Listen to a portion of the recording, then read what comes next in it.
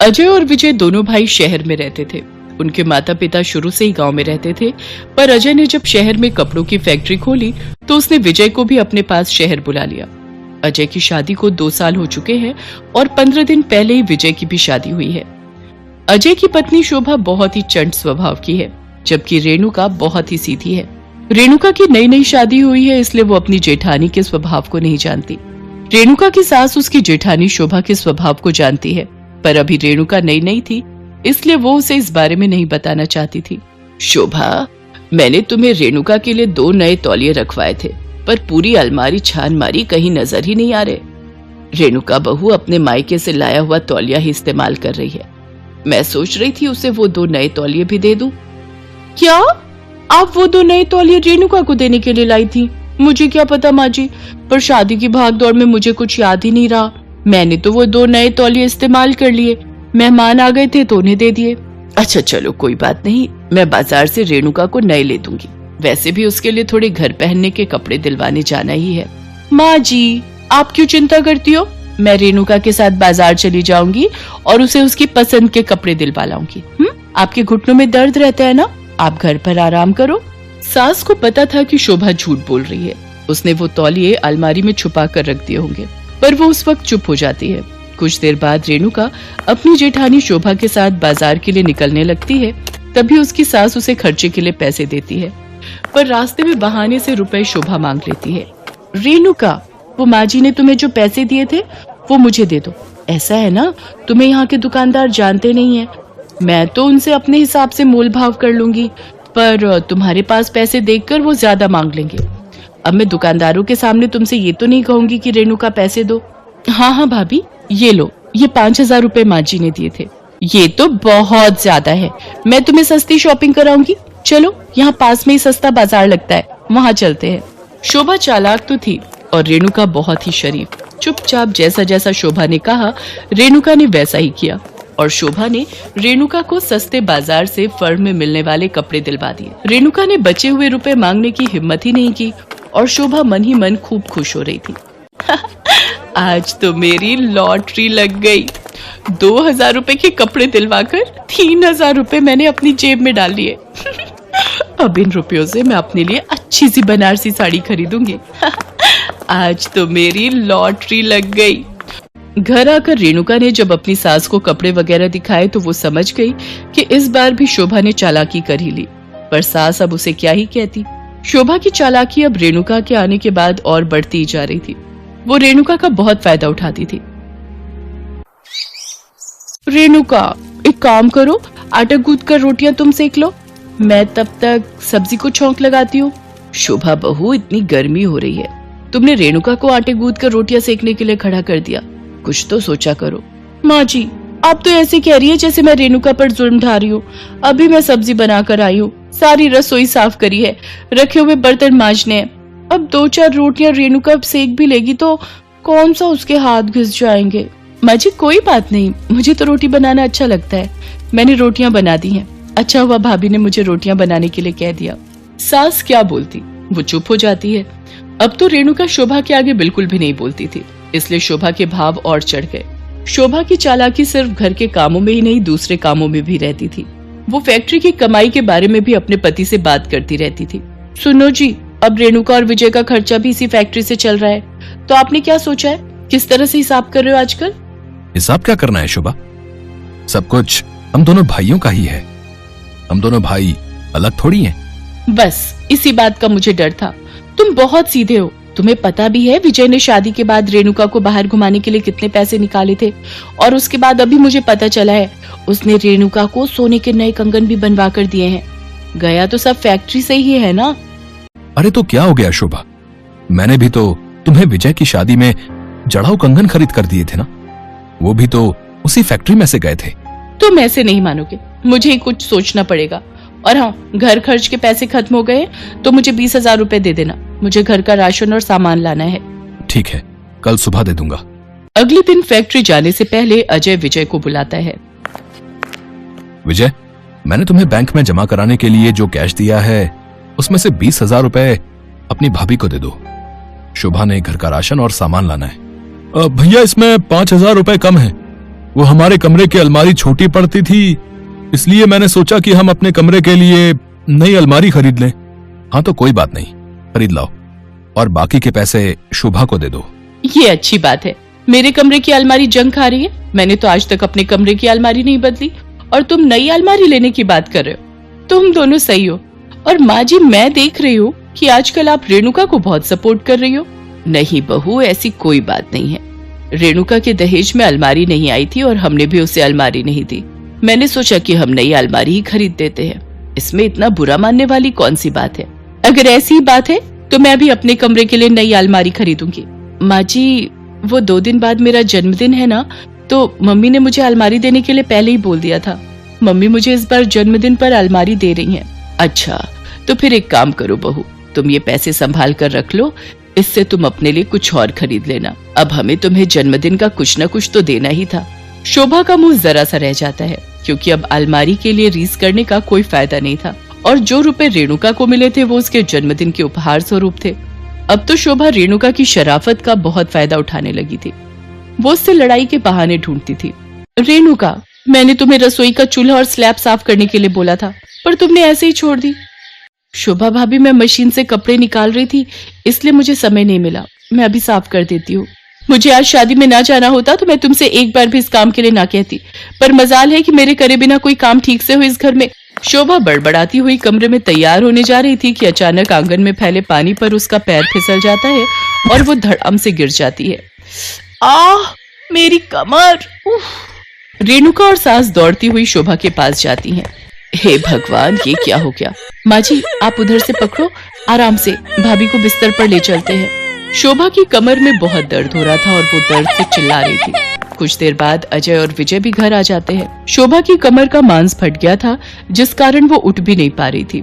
रेणुका और उसकी सास घर का सारा काम करते हैं और शोभा की देखभाल भी पूरी तरह से की जाती है। भाभी, अब कैसा लग रहा है? मैंने अच्छे से कमर पर दवाई लगा दी है, आप आराम से सो जाओ। मैं आपके लिए खिचड़ी बना देती हूँ, फिर थोड़ी देर बाद उठकर खा लेना। रेणुका जाने लगती है, तभी शोभा ने उसका हाथ पकड़ लिया और रो पड़ी। उसको रोता हुआ देखकर उसकी सास भी आ जाती है और उसे चुप कराती है। रेणुका, तुम बहुत अच्छी हो। माँ जी, मुझे माफ कर दो, मैं आपकी अच्छी बहू नहीं बन सकी। पागल है क्या? ऐसी बातें क्यों बोलती है? तू बहुत अच्छी है बहू। चल चुप हो जा, नहीं तो और तबीयत खराब हो जाएगी। शोभा की आंखों में पश्चाताप साफ दिखाई दे रहा था। उसको समझ आ जाता है कि चालाकी से हम किसी का दिल नहीं जीत सकते। दिल तो शराफत और प्यार से ही जीता जाता है।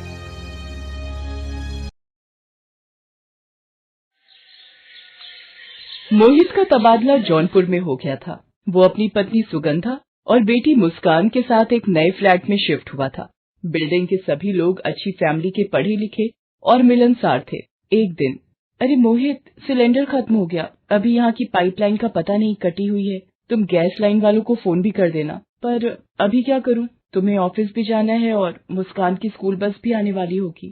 कोई नहीं, मैं ऑफिस में ही कुछ मंगा कर खा लूंगा। 1 मिनट रुको, मैं अभी आई। सुगंधा अपने सामने बने फ्लैट की घंटी बजाती है। जी नमस्ते, हम आपके सामने वाले फ्लैट में कल ही आए हैं। अच्छा, नमस्ते जी। जी, मेरा सिलेंडर खत्म हो गया है और पाइपलाइन वाले को कॉल किया है, पर आने में समय लग जाएगा। आपके पास कोई भरा हुआ सिलेंडर मिल जाएगा?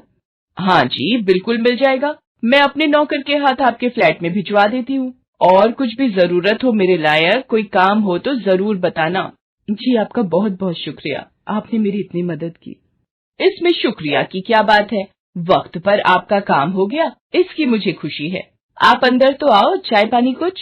जी, इनको लंच देना है, आप आना मेरे फ्लैट में, फिर एक साथ चाय नाश्ता करेंगे। किरण सुगंधा की मदद करती है और उस दिन से सुगंधा और किरण अच्छी दोस्त बन जाती है। एक साथ शॉपिंग पर जाना, एक दूसरे के घर में मिलकर पार्टी करना, खाना पीना, दोनों एक दूसरे के साथ बहनों की तरह रहती थी। एक दिन बाजार में, मुस्कान, सोनू भैया की बॉल वापस करो, मैं तुम्हें दूसरी ला देती हूँ। सुगंधा, मुस्कान और सोनू मेरे लिए दोनों ही बराबर हैं। बॉल वो रखे या सोनू, एक ही बात है। सोनू, ये बॉल मुस्कान को दे दो बेटा। तो फिर सोनू को मैं उसकी पसंद का कुछ लेकर दूंगी। अब तुम मत बोलना कि मैं क्यों पैसे दे रही हूँ। ठीक है दादी अम्मा, चल, बच्चों को भी भूख लगी है, सामने शॉप से कुछ खाते हैं। सुगंधा को नए शहर में किरण जैसी अच्छी पड़ोसी के रूप में बहुत प्यार करने वाली बहन मिल गई थी। दोनों एक दूसरे से हर छोटी से छोटी बात के लिए फोन करती थी। एक दिन, अरे सुगंधा, वो लखनऊ वाली सुषमा मौसी आ रही हैं कुछ दिनों के लिए। उन्हें दवाई लेनी है, जौनपुर में किसी ने बताई है, तो वो हमारे पास ही कुछ दिन रहेंगी। मोहित, सुषमा मौसी, बस वो तो पूरा रेडियो स्टेशन है जो हर वक्त चलता रहेगा जब तक यहाँ रहेंगी। मेरे किए हर काम में नुक्स निकालेंगी। बड़ा तंग करती हैं वो मोहित। कोई बात नहीं, कुछ ही दिनों की तो बात है, तुम उनकी बातों पर ज्यादा ध्यान मत देना, ठीक है? मोहित सुषमा मौसी को स्टेशन से ले आता है। पाए लागू मौसी, जीती रहे, खुश रहे, और हो सके तो इस साल एक पोते का चेहरा भी दिखा दियो। सुषमा मौसी का बेकार का ताना सुनकर सुगंधा मोहित को देखने लगती है। मोहित उसे चुप रहने का इशारा करता है। वो तेरी बिटिया है ना? मोहित कहाँ है? वो स्कूल गई है, मैं देख कर आता हूँ। उसकी बस आ गई होगी। मौसी, ये पानी, और आप पहले स्नान करोगे या खाना लगा दूं? पहले मैं स्नान करूंगी, तब तक तू मेरे लिए दूध में थोड़ी पत्ती लगा दे। सुषमा मौसी नहाने चली जाती है, तभी किरण आ जाती है। सुगंधा, वो मौसी जी आने वाली थी, आई नहीं क्या अभी तक? आ गई है, नहाने गई है। ये ले, आ गई। पाए लागू मौसी जी, कैसी हैं आप? तू कौन है जो मेरे पैर छू रही है? मौसी जी, ये हमारे सामने वाले फ्लैट में रहती हैं। किरण नाम है इसका। बहुत अच्छा स्वभाव है किरण का, बिल्कुल बहनों जैसा। ठीक है, पर कितने दिन ये बहनों वाला रिश्ता टिकेगा, ये तो वक्त ही बताएगा। सुषमा मौसी की ये बात सुनकर किरण वहाँ से चली जाती है। सुगंधा सुषमा मौसी से, मौसी, जब मुझे इस फ्लैट में किसी भी चीज की जरूरत थी तब किरण ने ही मदद की थी। आप उसे गलत समझ रही हो। हमने भी जमाना देखा है बहू, ये नाम के रिश्ते बनाए जाते हैं ताकि फायदा उठाया जा सके। सुषमा मौसी की बातों को सुनकर सुगंधा दुखी हो जाती है, पर वो उस वक्त ज्यादा कुछ बोल नहीं सकती थी। उसे कुछ दिन और इसी तरह की बातें सुनकर बिताने थे। तभी मोहित मुस्कान को लेकर आ जाता है। मुस्कान बेटा, मौसी जी को नमस्ते करो। नमस्ते मौसी जी।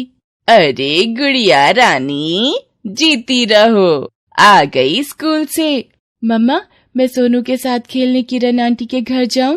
पर बिटिया, पहले तनी कुछ खा तो ले। मुझे किरण आंटी के हाथ के राजमा चावल अच्छे लगते हैं, मैं वही खाऊंगी। आज उन्होंने मेरे लिए बनाए हैं। ये दूसरों के घर का भोजन थोड़ा कम ही करवाया कर बहू। पता नहीं लोग क्या क्या मिलाकर खिला देते हैं, और देखते ही देखते अपना बच्चा पराया बन जाता है। हाँ नहीं मौसी, ऐसी कोई बात नहीं है। सोनू भी मेरे हाथ की पनीर की सब्जी बहुत शौक से खाता है। सुषमा मौसी की भड़काने और झगड़ा करवाने की बुरी आदत थी। वो बस इसी मौके में रहती थी कि किसी का झगड़ा करवा कर नमक मिर्च छिड़कते जाओ। एक शाम, क्या हुआ मुस्कान, तुम रो क्यों रही हो? मम्मा, वो सोनू के पापा उसके लिए नया गेम लाए हैं। मेरे हाथ से गिर गया तो सोनू ने मुझे जोर से धक्का दे दिया। ये देखो मम्मा, मेरे हाथ पर लगी है। मैं तो पहले ही कहती थी, परायों से इतना प्यार रखना ठीक नहीं। आ गई ना चोट मारकर, कोई ऊंच नीच हो जाती तो। इतनी देर में किरण सोनू को लेकर आ जाती है। सोनू, मुस्कान से माफी मांगो, तुमने उसे गिराया ना, देखो उसके हाथ पर खरोच आ गई, चलो सॉरी बोलो। अब ये नाटक करने की जरूरत नहीं है किरण, चोट मेरी बेटी को लगी है, तुम्हारे बेटे को नहीं। कैसी बातें कर रही हो सुगंधा, मैं उस वक्त रसोई में थी, खाना बना रही थी। इन दोनों की कब लड़ाई हुई मुझे पता ही नहीं चला। वो तो बाद में सोनू ने मुझे खुद बताया तो मैं इसे माफी मांगने लेकर आई। सुषमा मौसी, शायद आप सही कह रही थी, मैंने ही पहचानने में गलती कर दी। किरण मेरे लिए सिर्फ एक पड़ोसी ही है, इससे ज्यादा कुछ नहीं। ये सब सुनकर किरण वहाँ एक पल भी नहीं रुकती। वो अपने घर आकर बहुत रोती है। सुगंधा और किरण की दोस्ती में तकरार आ जाती है, उनके रिश्ते में दरार पड़ जाती है और वो दोनों आपस में बिल्कुल बात करना बंद कर देती हैं। सुषमा मौसी ने जो चिंगारी सुलगाई थी, उसकी लपटें सुगंधा और किरण के रिश्तों पर पड़ चुकी थी। दोनों एक दूसरे के सामने आकर मुंह फेर लेती थी। एक दिन, सुगंधा, मुझे जरूरी काम से दिल्ली जाना है, 2 दिन लगेंगे। ठीक है, मैं आपकी पैकिंग कर देती हूँ। अगले दिन मोहित दिल्ली चला जाता है। उसी रात सुगंधा, मुस्कान बेटा, सोफे से गिर जाओगी, कूदा फांदी मत करो। तभी अचानक मुस्कान सोफे से गिर जाती है। मुस्कान, क्या हुआ? अरे मौसी, इसको तो खून बह रहा है, क्या करूँ, ये भी घर पर नहीं है। मुस्कान मेरी बच्ची, आंखें खोल। सुगंधा के रोने की आवाज किरण के फ्लैट तक जाती है। सुनो जी, मैं जरा देख कर आऊँ, मुझे सुगंधा के रोने की आवाज आ रही है। भाई, तुम्हारी सहेली है तो तुम्हें जाना चाहिए। किरण विवेक के साथ सुगंधा के घर जाती है। अरे सुगंधा, क्या हुआ इसे? ये मुस्कान की चोट कैसे आई? सोफे से गिर गई। ये भी दिल्ली गए हुए, अब मैं क्या करूं? विवेक, आप गाड़ी निकालो, मुस्कान को जल्दी हॉस्पिटल ले चले। सुगंधा, तू घबरा मत, सब ठीक हो जाएगा। सब लोग हॉस्पिटल पहुंचते हैं। डॉक्टर, मुस्कान कैसी है? अच्छा हुआ आप समय से ले आए, नहीं तो खून ज्यादा बह जाता। ये कुछ दवाइयाँ जख्म जल्दी भरने के लिए हैं, बाकी डरने की कोई बात नहीं है। कुछ दिनों में मुस्कान बिल्कुल ठीक हो जाती है। मोहित जब दिल्ली से वापस आता है तो उसे सारी बात पता चलती है। वो भी विवेक और किरण को थैंक्स कहना चाहता था। किरण और विवेक मुस्कान को देखने आते हैं। अब कैसी हो मुस्कान बिटिया? देखो, सोनू भी तुमसे मिलने आया है। मुस्कान, तू जल्दी से ठीक हो जा, फिर मैं तुझे गेम दूंगा और धक्का भी नहीं दूंगा, प्रॉमिस। किरण बिटिया, आओ यहाँ मेरे पास बैठो। किरण बिटिया, आज तुमने साबित कर दिया कि कुछ रिश्तों के नाम नहीं होते, पर वो दिल से जुड़े होते हैं और अनमोल होते हैं। किरण बिटिया, मैं अपने व्यवहार के लिए तुमसे माफी मांगती हूँ, माफ कर दे बेटी। मौसी जी, आप बड़े हो, आप माफी मांगकर मुझे शर्मिंदा मत करो। किरण, अपनी इस बहन को माफ कर देगी ना? ओए, ये ड्रामे छोड़, मुझे भूख लगी है। पागल कहीं की, बड़ी आई माफी मांगने वाली। बहनों के गले लगते हैं मेरी जान। सुगंधा और किरण को फिर से एक साथ देखकर मोहित और विवेक भी बहुत खुश थे। मोहित भी विवेक को धन्यवाद करता है। सारी गलतफहमियां दूर हो चुकी थीं। सुषमा मौसी को भी समझ आ गया था कि झगड़ालू स्वभाव इंसान का सारा व्यक्तित्व खराब कर देता है और सबसे प्यार करने वाला पीठ पीछे भी प्रशंसा का पात्र बनता है।